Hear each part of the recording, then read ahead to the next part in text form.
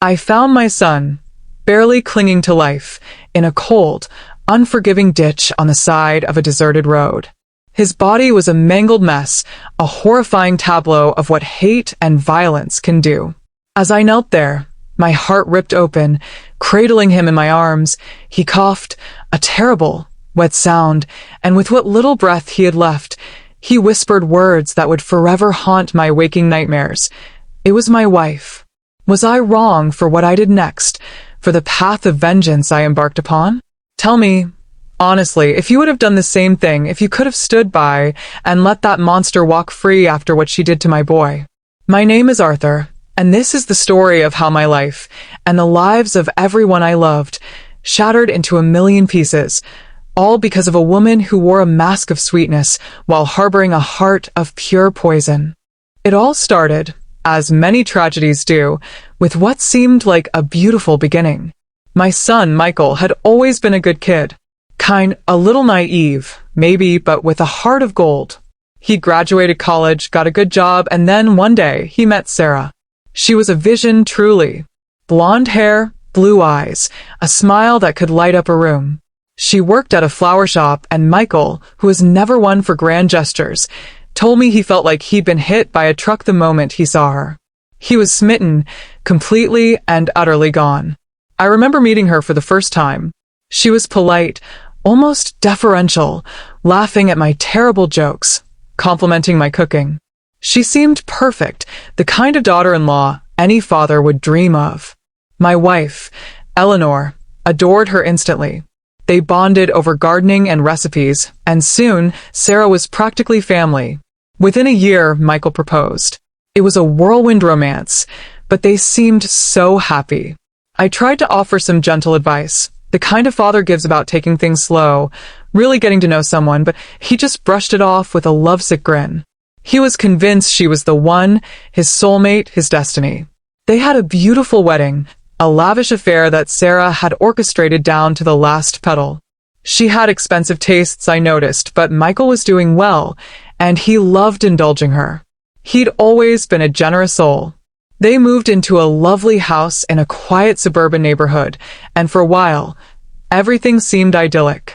Family dinners were a regular occurrence, and Sarah was always the picture of domestic bliss, talking about decorating ideas, planning holidays, making us feel like part of their perfect little world. But gradually, subtly, things began to shift. It started with small things, almost imperceptible at first. Michael would cancel our weekly golf game at the last minute, saying Sarah needed him for something. He stopped calling as often. When we did see him, he seemed different. A little more subdued, a little less of the joyful, open Michael I knew. He'd occasionally have dark circles under his eyes, and when I asked if everything was all right, he'd just offer a tired smile and say he was working hard. I tried to talk to him, to ask if Sarah was putting too much pressure on him, but he'd get defensive, saying I was just being an overprotective father. Eleanor noticed it too.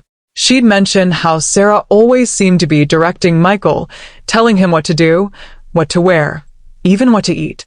We'd chalk it up to her being a strong woman, and Michael being a little too agreeable. But then, the incidents started to become more frequent, and less deniable. Michael began showing up with bruises. A black eye he claimed was from walking into a door. A cut on his hand, he said, was from a kitchen knife. He was always vague, always brushed off our concerns.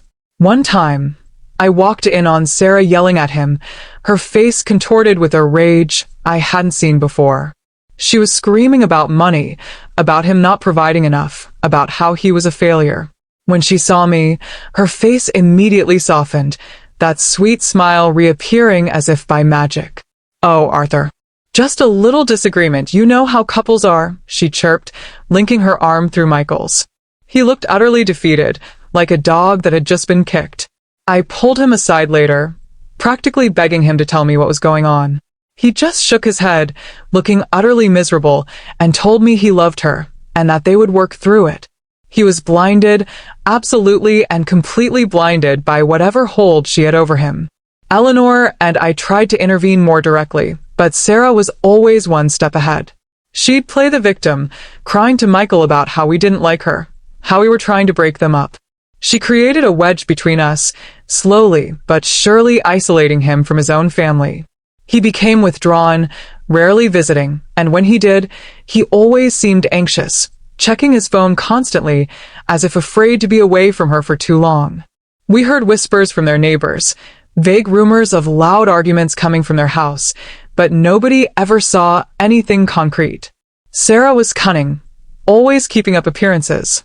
She was the perfect wife, the perfect neighbor, the perfect daughter-in-law, to anyone who didn't look too closely. Then came the phone call late one night. It was from the hospital. Michael had been in an accident. They wouldn't tell me much, just that it was serious. Eleanor and I rushed there, our hearts pounding with a terror I wouldn't wish on my worst enemy. The doctors were grim. He had been found on the side of a deserted road, multiple fractures, internal bleeding, hypothermia. They said it looked like he'd been thrown from a moving car, or hit by one, then left for dead. He was barely alive. They didn't think he'd make it. That's when I saw him, hooked up to a dozen machines, his face swollen and bruised beyond recognition. My strong, kind son, reduced to this broken, suffering shell. I just sat there, holding his hand, praying, begging for a miracle. And then he stirred. His eyes fluttered open, unfocused at first, but then they met mine. He tried to speak, but only a gurgle came out. I leaned in close, tears streaming down my face, telling him it was going to be okay, that I was there. And then, with an almost inhuman effort, he rasped out those words that tore my world apart. It was my wife. He tried to say more, to explain, but the effort was too much. He flatlined moments later. The doctors worked frantically, but it was too late. My son was gone, murdered, by the woman he loved, the woman we had welcomed into our family. So that's the situation I was in, and I had to make a choice. My son was dead, killed by the woman he married, a woman who, I later learned through a meticulous and horrifying investigation, had been systematically draining his bank accounts, isolating him from his family, and had likely been physically abusing him for months. The police, God bless them, they tried. But Sarah was a master manipulator. She cried. She played the grieving widow. She had an alibi that, while flimsy, was enough to plant doubt. She claimed Michael had been depressed, that he had a history of reckless behavior. She painted him as a troubled soul who might have gotten into trouble with the wrong crowd, or even tried to harm himself. The evidence was circumstantial. The doctors couldn't definitively say he was thrown from a car versus being hit by one, or even if his injuries were sustained during some kind of bizarre accident that he himself caused. There was no direct witness. No smoking gun. Before I tell you what happened next, what I decided to do in the face of such injustice, I want you to pause and comment below what you would have done in my shoes. Would you have let her get away with it? Would you have trusted a system that seemed incapable of bringing her to justice? Or would you have sought your own? I watched her at the funeral, a black veil covering her face, weeping crocodile tears into Michael's mother's shoulder. Eleanor, utterly broken by the loss of her only child, clung to Sarah, believing her to be a fellow victim of a cruel twist of fate. It tore me apart. I wanted to expose her right there, to scream her guilt to the heavens, but I couldn't. Not yet. I had to be smart. I had to be patient. I started digging. I hired a private investigator, a former police detective with a reputation for getting results. I told him everything about the bruises, the arguments, the isolation, and most importantly, Michael's last words. He looked at me with a grim understanding. He started by looking into Sarah's past, and what he found was horrifying. Sarah wasn't who she said she was. Her name wasn't even Sarah initially. She had a history of leaving a trail of broken men and empty bank accounts. She had been married twice before, both brief, tumultuous marriages that ended with her walking away with significant financial settlements, leaving her ex-husbands bankrupt and emotionally shattered. One of them had even attempted suicide. She was a black widow, a predator who meticulously planned her attacks, charming her way into men's lives, draining them dry, and then discarding them. The PI found a pattern, a modus operandi. She would isolate her victims, create financial dependency, and then, when they were at their weakest, she would strike. Michael's case was different, more brutal, more direct. It seemed he had resisted, perhaps tried to leave her, and she had escalated. The PI's investigation, combined with my own gut feeling, solidified my resolve. I couldn't let her get away with it. But how? The police had closed the case, citing insufficient evidence. I couldn't go to them with rumors and a dead man's whisper. I needed proof. Real proof.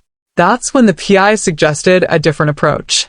He had a contact, a hacker, someone who could potentially access Sarah's digital life.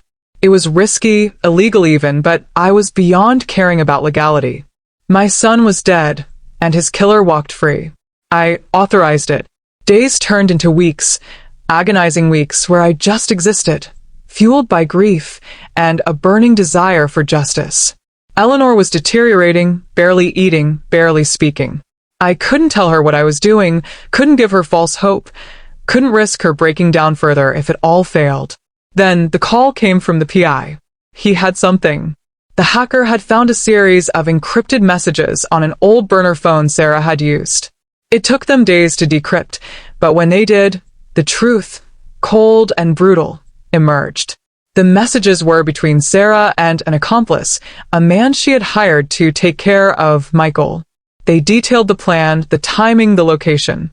They talked about how Michael had discovered her financial manipulations, how he had threatened to expose her, and how she had decided to silence him permanently. The messages described how they lured him to a remote location, how they beat him, how they threw him from the car, believing him dead, only for him to survive just long enough to tell me her name. There were even pictures, sickeningly detailed, of Michael's broken body in the ditch, taken by the accomplice as proof for Sarah. My blood ran cold as I looked at them.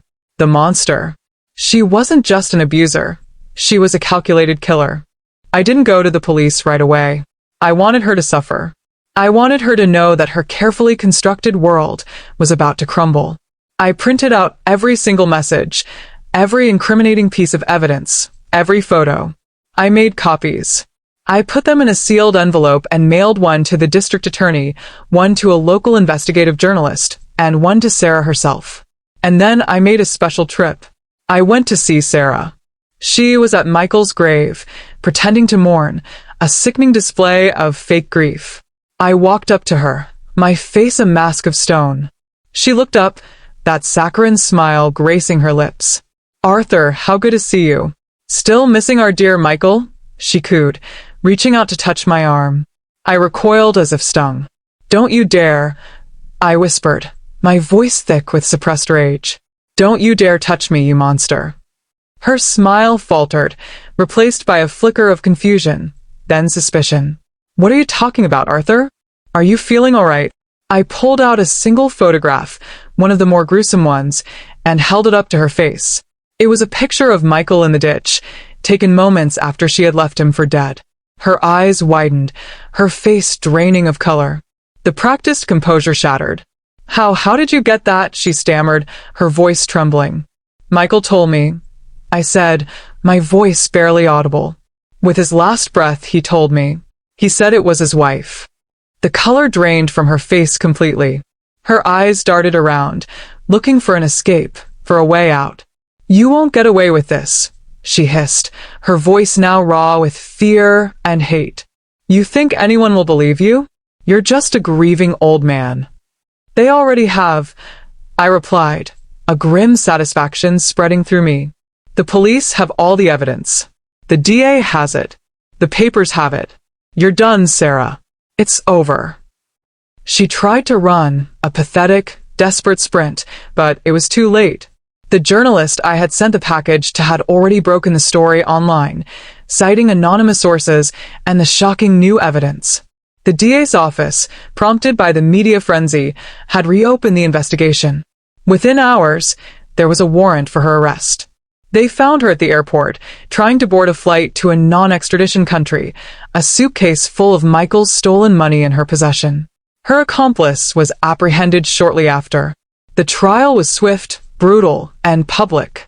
The evidence was overwhelming. The encrypted messages, the photos, the testimony from the PI, and even Michael's last words which were allowed into evidence by a sympathetic judge who understood the weight of a dying declaration. Sarah tried to maintain her innocence, her facade, but it crumbled under cross-examination. She was exposed for the calculating, heartless monster she truly was. She was convicted of first-degree murder and sentenced to life without parole. Her accomplice received a similar sentence. Justice, in its slow, grinding way, had finally arrived. The aftermath has been a long, painful road. Eleanor struggled immensely. The revelation that the woman she had embraced as a daughter had murdered our son almost destroyed her. But knowing that the killer was behind bars, that Michael had received justice, has slowly, painstakingly, allowed us to begin healing. We visit Michael's grave often, and now, we don't just mourn. We remember the good, kind man he was, and we know that his killer paid for her unspeakable crime. It doesn't bring Michael back. Not a single day goes by where I don't miss his laugh, his gentle spirit, but it brings a measure of peace. So, what do you think? Was I wrong to take matters into my own hands, to bypass the system when it failed us, to seek out my own path to justice? I don't regret it. Not for a single moment. I did what any father would do for his son. Like this video if you were on my side in this terrible ordeal. Subscribe for more stories like this, where truth and justice fight against the darkest corners of humanity. And please, share your final thoughts on this whole mess in the comments section below. I'll see you all in the next story.